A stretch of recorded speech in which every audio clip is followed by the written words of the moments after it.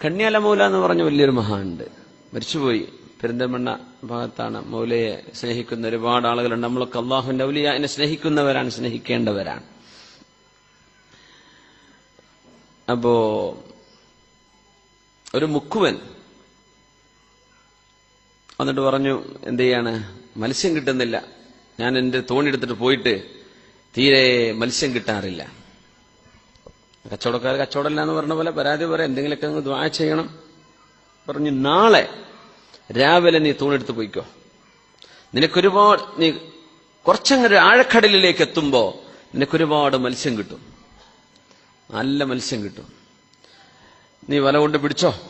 പക്ഷെ അവിടെ ഒരു വലിയൊരു മത്സ്യം അതിന്റെ വാലിട്ടടിച്ചുകൊണ്ട് നിന്റെ മുമ്പിലേക്ക് വരും, അതിനെ നീ ഒന്നും ചെയ്യരുത്, അതിനൊന്നും ചെയ്യരുത്, ബാക്കിയുള്ള മത്സ്യമൊക്കെ നീ പിടിച്ചു പോര്. 1.5 ലക്ഷം ഇതിന് കടമുണ്ടെന്ന്, കടക്ക വീട് നീ പൊയ്ക്കോന്ന് പറഞ്ഞു. അപ്പൊ അദ്ദേഹം പിറ്റേന്ന് പോവാണ്.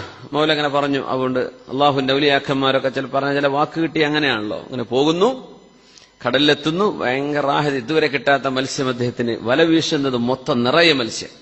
അപ്പോഴാണ് വലിയൊരു മത്സ്യം അടുത്തുകൂടെ അങ്ങനെ വാലിട്ട് അടിച്ചു പോകുന്നു. അപ്പോഴേക്ക് ഇദ്ദേഹത്തിന് ആ കാര്യം മറന്നുപോയി. മൗല പറഞ്ഞിട്ടുണ്ട്, ആ മത്സ്യത്തെ ഒന്നും തുടരുത്, അതിനൊന്നും ചെയ്യരുത്. ഇയാൾ വലയിട്ടു ഈ മത്സ്യത്തെ പിടിക്കാൻ വേണ്ടി, വലിയ മീനെ കിട്ടാൻ. വല അങ്ങ് പൊട്ടിപ്പോയി.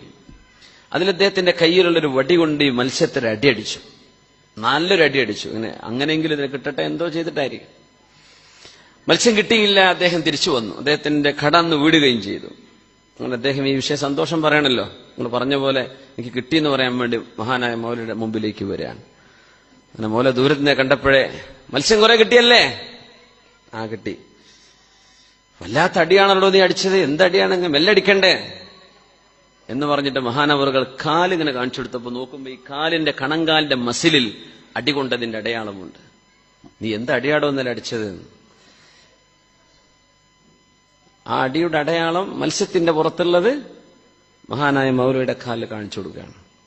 ഇതുപോലെ ഈ ഹഖീഖത്തിന്റെ ലോകം വലിയ അത്ഭുതമുള്ള ലോകമാണ്. നമ്മുടെ കണ്ണുകളെ കൊണ്ട് കാണാൻ പറ്റാത്ത വലിയ വലിയ അത്ഭുതങ്ങൾ അല്ലാഹു തആല അവൻ ഇഷ്ടപ്പെട്ട ആളുകൾക്ക് കൊടുക്കുകയാണ്. അപ്പൊ ഇതിന്റെ കാര്യം മനസ്സിലാവാതിരിക്കുമ്പോൾ പല ആളുകൾക്കും സംശയം വരും, എന്താണിത്, അങ്ങനെയൊക്കെ ഉണ്ടോ?